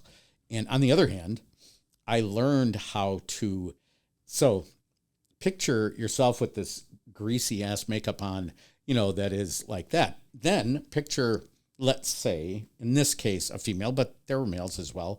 Let's say it's a male. Okay, let's say that he's like me, starting to develop some luscious breasts, and he, so he'd be like, Ned, can you leave your mark on me or whatever, you know, like that. Literally, people would say that. So I learned that if I were to go up to him and I would take his performances, and I would begin on this side and would roll my face. It would leave an absolutely perfect image of me on whatever.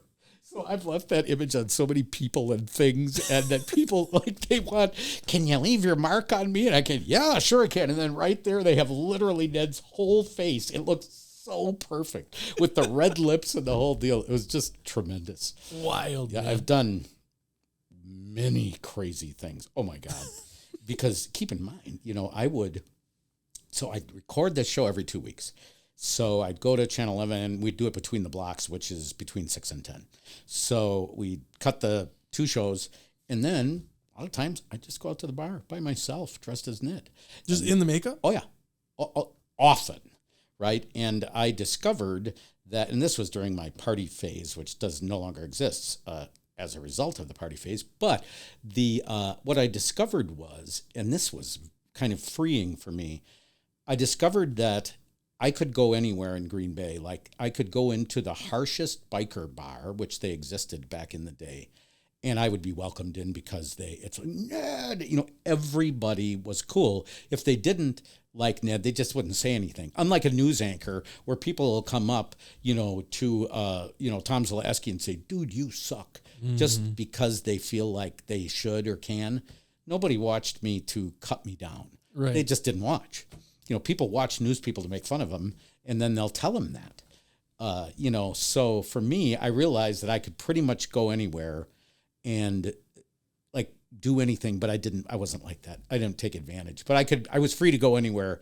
And when you're 5'5" and just a little dude and you wander into the wrong place, sometimes you can get yourself into a world of trouble. Mm-hmm. And yet I was like, if you leave your mark on the wrong. Oh yeah, no, there was no wrong.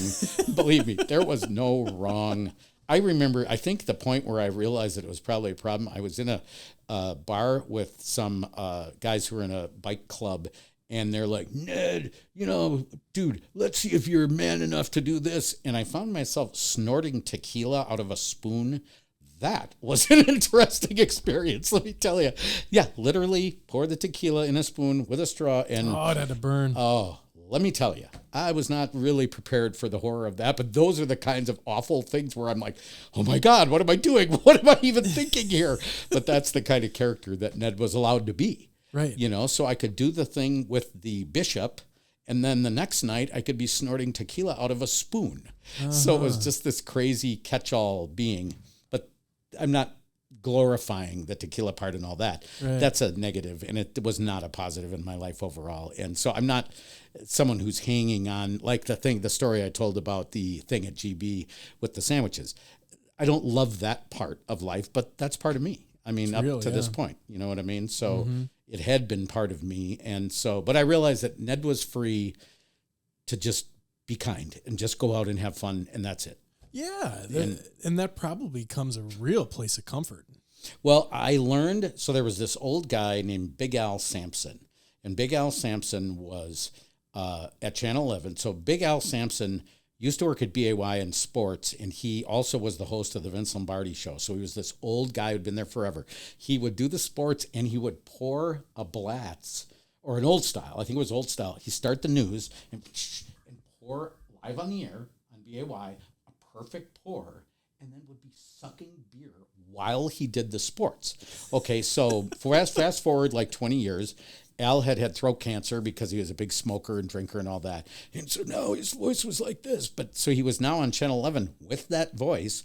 And he, excuse me, I can't even do that voice anymore without it harming me because Ned wrecked my vocal cords. I bet. I had to go to a thing where they put it down my nose and looked at my cords once. Did you really? I did. Well, that also because I was also not just doing Ned, but I was also doing the voice of Dolomite, who was a blaxploitation actor. Back in like the Shaft era, and he had this awesome line where he said, I am Dolomite. I chained the lightning and put Thunder's ass in jail. Well, I was talking like Dolomite for like 3 weeks, and it wrecked my voice completely. So I had to go to the doctor and say, well, it's a twofold thing. I'm Ned the Dead, and I was doing Dolomite for the last 3 weeks. And he's like, I don't know what either of those things are. And I think you're just an idiot. He basically said, let's get the camera down there. Yeah, I think you're just an idiot. So Big Al So Big Al would go out on these sports stories, and this was when I was a shooter, and I went out on my first story with Big Al as a shooter, and it was well known that when you went out with Big Al, number one, there'd be a lot of drinking involved while you were on the story, and they would punch you out via telephone when you got to your final destination after you're done shooting. So we go, the first thing we do, 7 a.m., we drive behind a bar on Velp, and we proceed to suck beer heavily. Okay, then he gets in, he's dry, he was always doing the driving. We get in the car, and we then drive to Brothertown. Okay, Brothertown is outside of Fond du Lac. This is a long, drunken drive, okay, which is in a marked station vehicle, okay, which we're then on the way stopping at one or two other places for a couple of pops because everyone knew Al, okay, including this horrible episode. And first of all, I'm so far out of my league. I just got out of GB maybe 6 months before. I'm kind of a puss in a sense because I really hadn't, whatever. I just hadn't been around this part of the world. I grew up in Milwaukee. I wasn't used to rural Wisconsin. We go to this one place and they have, get my kid here a hot beef sandwich, So they got the hot beef, because we're drinking, of course, it's 10 o'clock in the morning. And he brings over the hot beef sandwich, which he had slathered with horseradish. And I don't mean horseradish cream. I'm saying like ground horseradish.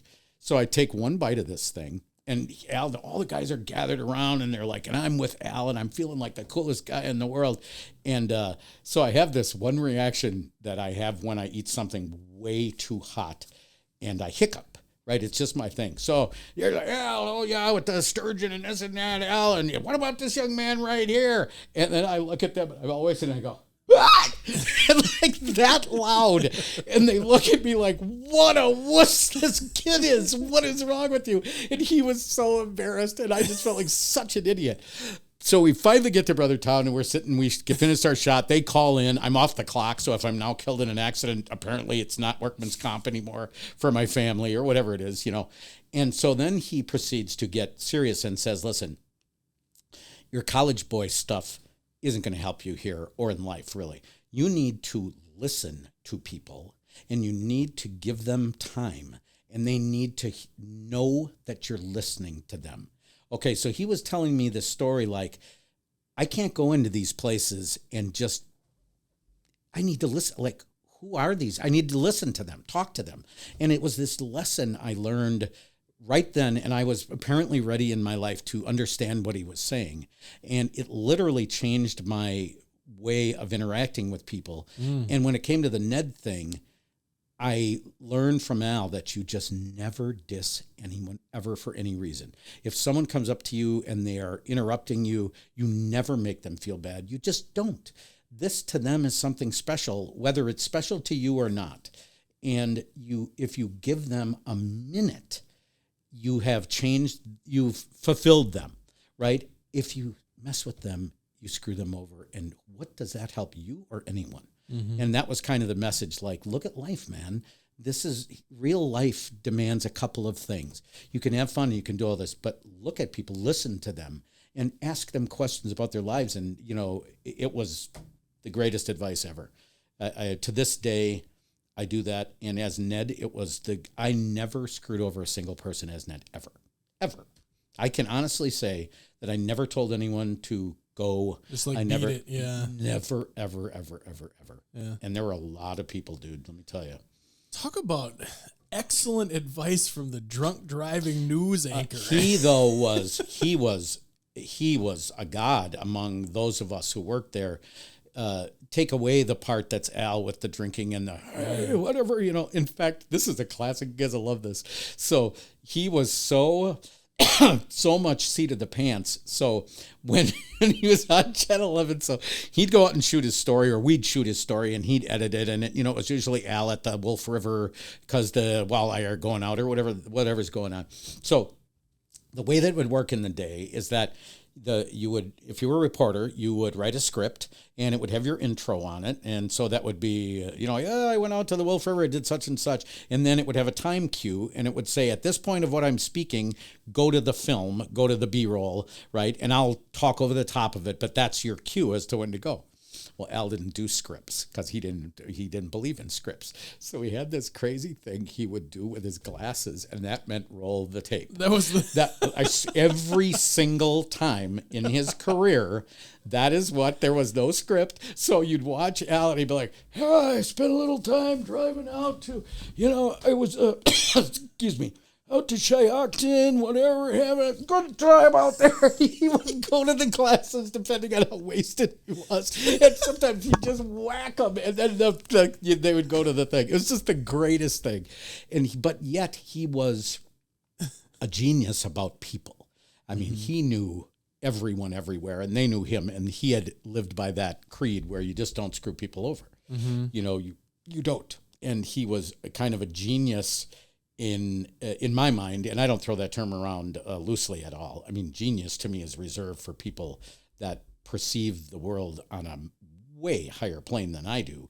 And it was clear to me that he had gleaned things from his life and then integrated them in this seamless way where it wasn't him like laying down the law, teaching. It was just the way that he helped me understand I had to be. Yeah. That was in one day. And it's probably something that, he wasn't quick to share with a lot of people. He wasn't. I had my natural wanting to know. Yeah. I think that's why I got hired I was an intern at GB, and I got hired the day I graduated to be full-time, because I think that's just the way I was. I loved doing the stuff. I learned how to do everything as an intern, and I just asked question after question after question. And actually, though, there was one day, so I think the day with the sub sandwiches was obviously a life-changing day, sadly. And then there was one day at Channel 11 was my first day, and that was also absolutely a life-changing day. So I went in. Interns now don't get to do anything. I mean, they, carry paper. It's terrible. It's like the worst grunt thing. So I'm there on my first day, and the news crews were a shooter and an editor, a shooter and a reporter. And the reporter's name was Fritzie Borgwart, Janice, but she called herself Fritzie, of course. Why not? Yeah. Fritzie Borgwart. And Tony Belot was the photographer. So we had to go cover some rancid, horrible meeting at City Hall. And I'm like, oh, God, this is maybe not so much fun. Well, about halfway through this thing, there's no cell phones in those days. So a call came through, and they had to go to take a call. And there was a giant barn fire in Reedsville. So this is back in the day when you would cover a barn fire. So all of a sudden, we grab all our gear. It's winter because I had started there in January. And we start to drive the scoop truck, which was the first live truck in this market. It was just a van which weighed 30,000 pounds. It was the most dangerous, overloaded vehicle, and it had this ridiculous dish that you would pull up on the back. So Fritzie, one of the world's worst drivers already, she's driving this thing in back roads at 80 miles an hour in the snow, and Tony is like messing with his crap to get his stuff ready so he can leap out. And I'm like, okay, this is starting to be more interesting. Except at one point, Fritzie doesn't realize the road is ending, and she has to do a full-on screeching halt as we go, and we end up on the precipice. It was one of those kinds of things where you're literally like, oh my God. But I'm starting to think, maybe this is okay. So we get to the thing. Tony leaps out the car. He's got the camera, and I'm carrying the recorder, because in those days, the camera recording element wasn't built into the camera. It was a cord and a big-ass recorder. So you'd have to have those two things in order to do it. So Tony goes out, and we start shooting the fire, right? So you think, okay, here's a fire. You're going to stand back, 50 yards. We go literally right up to the dude who is like kneeling in front of the flames. With the hose? Has ice all over his beard because it's like 10 below zero. And we are this far away from that guy shooting. And it's the most beautiful footage. When we get back to the station, we just sat after the news and just watched the footage. And at that moment, I'm like, yeah, I don't even need to be paid to do this for a living. I'll do this. And that was it.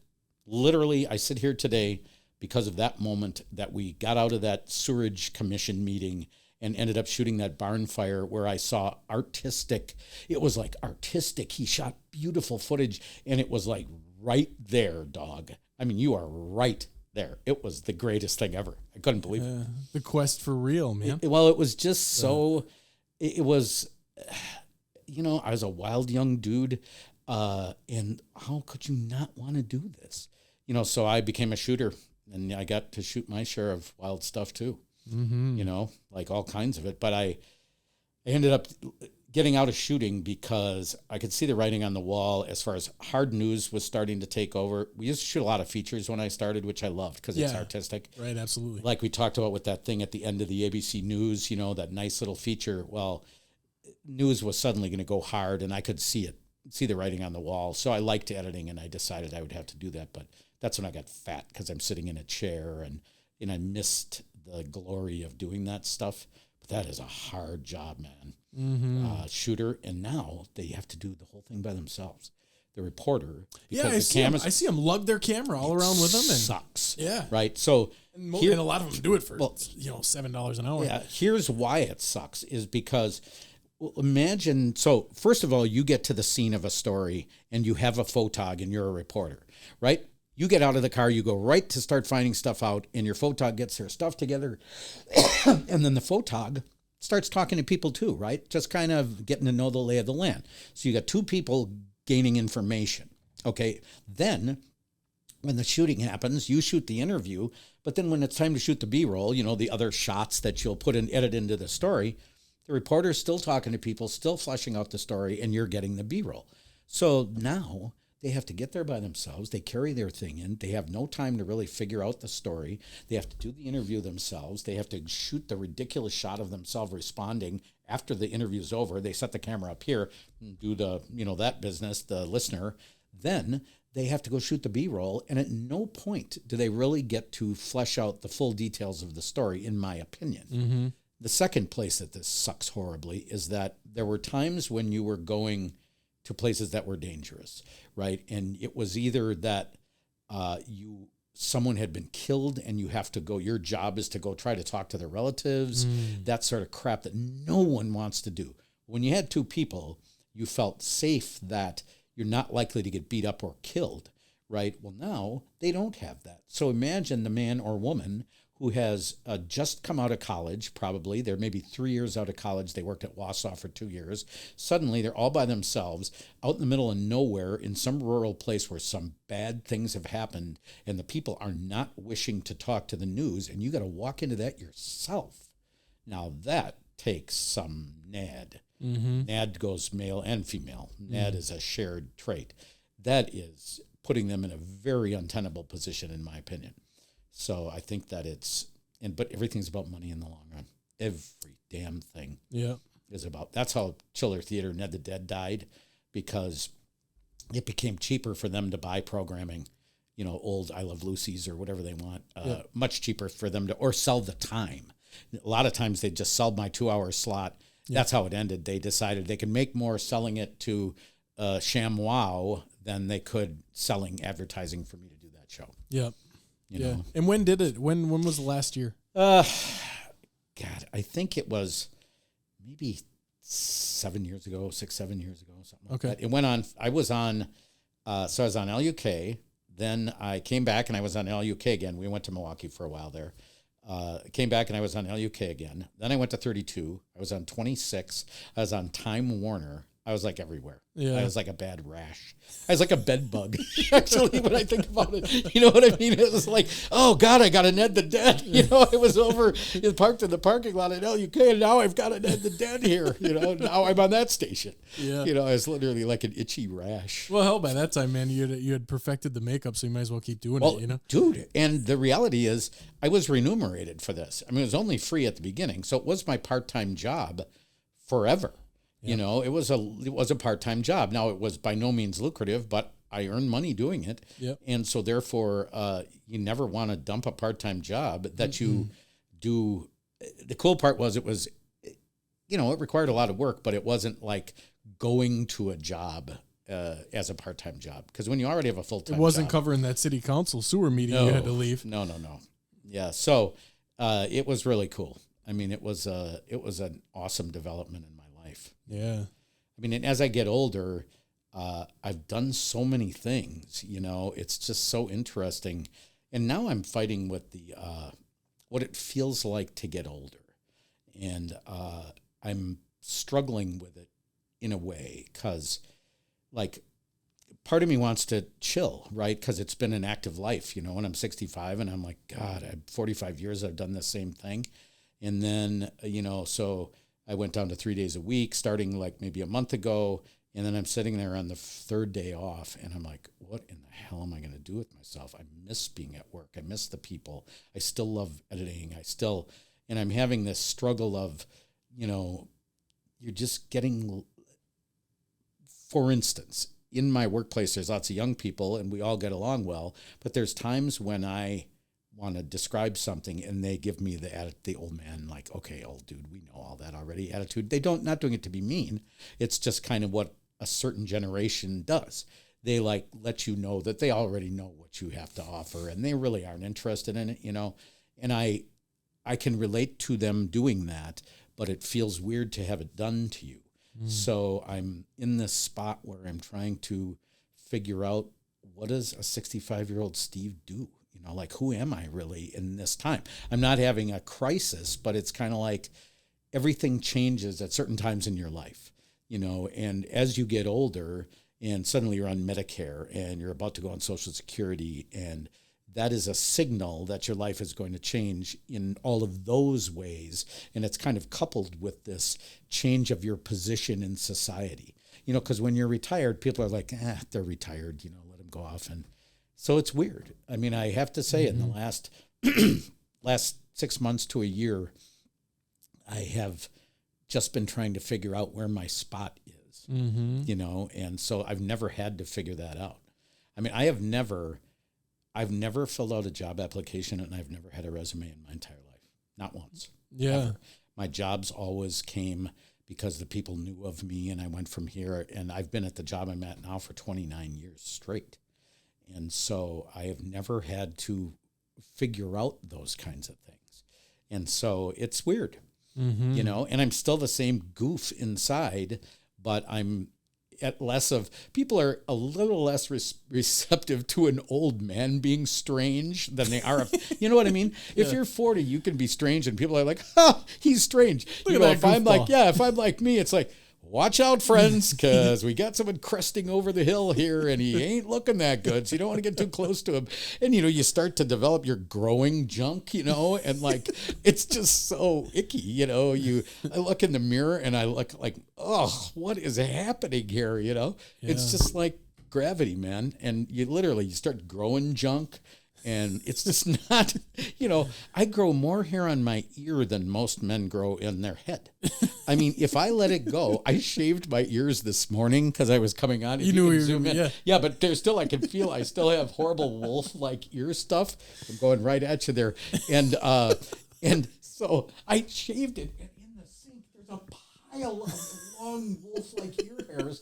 I honestly believe if I let those grow for, let's say, 6 months, they would begin to curl over my ears. And I'm not hairy at all. I have no chest hair. I'm not, that's maybe far more information, and maybe they could edit that out or put a beep there. But I'm saying, how the hell do my ears, they're outlandish. They're out of control. And not here, like the back, where it's going to be like dog ears. Maybe it's built like that because they know you're going to be in this spot of needing to fill time. Dude, you're going to do that shaving ear hair. I can fill time. You know, all I have to do is look in any room, anywhere. I can fill time. I see the world for what it is, right? Yeah. The world is funny. I mean, the world is sad. The world is angry. The world is a lot of things, but it's funny. I mean, there's a hell of a lot of things in the world that are funny that maybe aren't even supposed to be funny, you know, where you can see the humor that helps to decrease the power of some bad stuff, you know, because I still see the world as funny. But when you get older, it's like people aren't expecting that from you. And therefore, you got to figure out your place. You know what I mean? Right. Yeah, and it's weird because I've been around young people so much that I don't do as well talking to people my age because inevitably it's like about health issues and stuff. Like, you know, I got them too, but I don't feel the need to talk about, you know, my last colonoscopy. And, oh, wait, though, I'm sorry, I'm going way off on a tangent. This is a great story. So when we first started, you were telling me that the lights go off here. Yeah. We need to get to that one. Okay, because this is classic. Okay, so this has reminded me. My brain is, I'm basically crazy, I think, but in a way that doesn't harm anyone and doesn't really harm me. But I think I've got some. I think clearly there's some stuff up there. You know what I mean? And so, all right. So I was at the doctor's office, and they had like they do nowadays in a lot of buildings where the lights will go out automatically unless there's enough movement in the room to keep the lights on. Hence this room. But luckily, I'm doing this, or the lights would have gone off. So I am with Dr. Gopinski out at Aurora, who was my physician at the time. And I'm having a physical, and I had reached the age as a man where they'll check your prostate, and they go in and check your prostate. So it is what it is. Yeah, it's like almost like you're serving, a cruller or something. Hopefully not a cruller, but so he's going to check my prostate. So he was a wonderful dude and funny as hell, but he was very sloth-like. He's just a slow-moving mother. You know what I'm saying? He just didn't. So he's like, okay, could you lean over? So I slide off and down go my pants, and I lean over the thing, and he's about to check my prostate, right?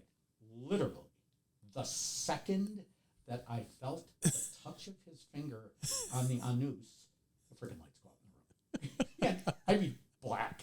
And he goes, oh. And I'm like, what in the world is happening? It was the perfect.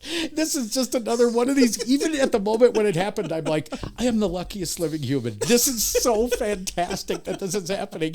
And they were out for a while because he couldn't figure out how to get it back on. And then finally he starts to sloth, make some little quicker than sloth movements. And the lights pop back on. And I'm like, and I said to him flat out, I said, dude, I was literally expecting you to have your pants down. That's what I said to him. It was so awful. It was just a wretched thing to say. And he laughed, because he knew I was a little out there. Yeah, I had to say something. Yeah. But it was literally like, there could have been a noise associated with the actual contact. And the lights go out. It was just so good. One knuckle deep and off the lights. Not even. Yeah, it wasn't even just the touch. Just the magic touch took the lights out. And it just was I love when stuff like that happens to me because I know how to relate. I'm not afraid to tell a crazy story about awful stuff.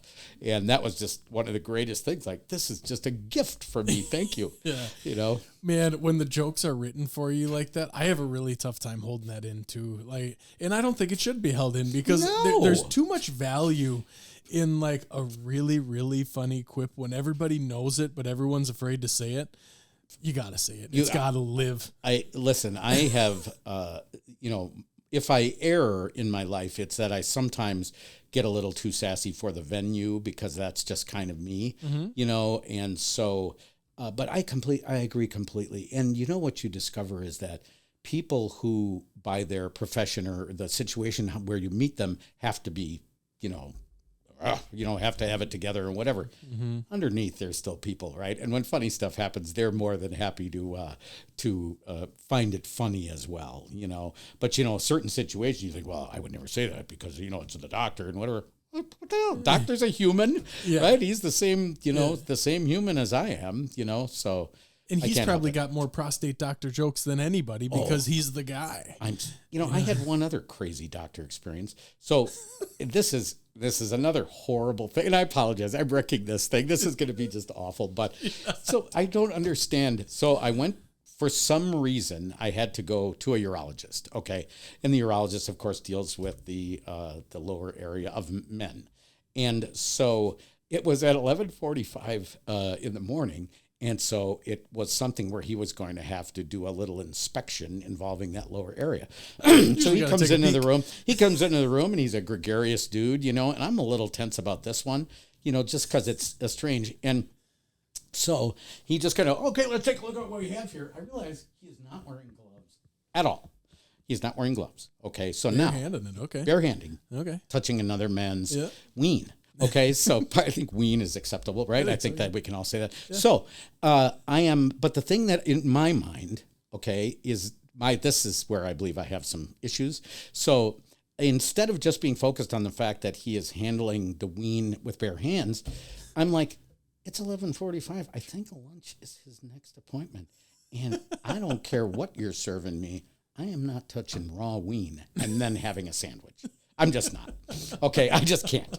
I mean, it's just not. What in the world makes that happen? Like, what did you need to? Why weren't you gloved? Yeah, I mean, that's my main question. What was it involved? Like, is there some sensation that you have to have with your index finger, or what? But I'm thinking to myself, no degree of sand whammy. Well, maybe those 28s from Zeppelins. Maybe. I guess I might Ween Hand. I might have even done it with Ween Hand. I think they were so good. I probably would have. But, okay, I got to get off these horrible stories. Why doesn't he have gloves on, though? It seems like a... None of it made any sense. Like, that would be the last place I would want to touch on you, for instance. Yeah. A lot of places I would love to. That would be, the Ween one would probably not be the barehanded Ween. Not going to happen today. You know what I'm saying? Maybe if we ever do this again. I think that's one area where you probably don't ask too many questions. It seems too Michigan State. Oh, yeah. Oh, my. It's totally way too Michigan State yeah. to get into that. Oh, God. That's not even funny. That is just the worst thing ever. Absolutely. That Larry Nassar guy, that is one of the worst living humans of all time. Absolutely. It's so awful. Didn't he, within like the last year or two, didn't he get trounced pretty good? I think he did. I think he got beat up heavily. Yeah. And, there's just nothing about that. That's just the worst thing ever. Yeah. Terrible. Absolutely. Yeah, I'm sorry if I let us there. No. I mean, shortly followed by eating a nice taco after, barehanded Ween. Yeah, I don't know what he would have eaten. That's what I would have liked to have written back and go, so when you have just done that, what do you opt for at that point? Where are you going? Is it a Baconator or are you... I'll take the big salad. Yeah, right. I think the salad would make sense because you can have a fork. Because I don't think I'm barehanded anything, you know what I mean? Yeah. And it was... I'll get away from that. I apologize that my brain just makes me go it's different following places. Through on the funk, man. Sorry, it's following through on the funk. Well, you can see that there's some funk. There is. Oh, I know. There is. Yeah, I know there's too much funk. I appreciate you sharing the funk with us, man. Dude, I absolutely love it. It was a really pleasure getting to know you a little bit. And how long have we been doing this? Getting close to the end. Hour and a half. I can't see my clock. Kidding? Yeah. Yeah, it feels like 10 minutes. Yeah. I think I love this. I mean, it's just so fun this is the part that when you're getting older that is hard to put in its place, is that all of this is in me. This is who I am, right? The same person you've just watched kind of just go frantically careening in the room. Yeah. And yet the rest of the world is starting to go the other way. And that's where I'm supposed to go, is the other way. But I can't. Right. You're still on that path. And so how do I balance being some super old codger with all this nutty junk flying through my head and wanting to still tell these stupid stories that are all gross, and I don't know how how I'm going to get to that point. I'm hoping I get there soon. Yeah, I bet you will, man. Hope so. You find it. Thanks. All right. Thank you.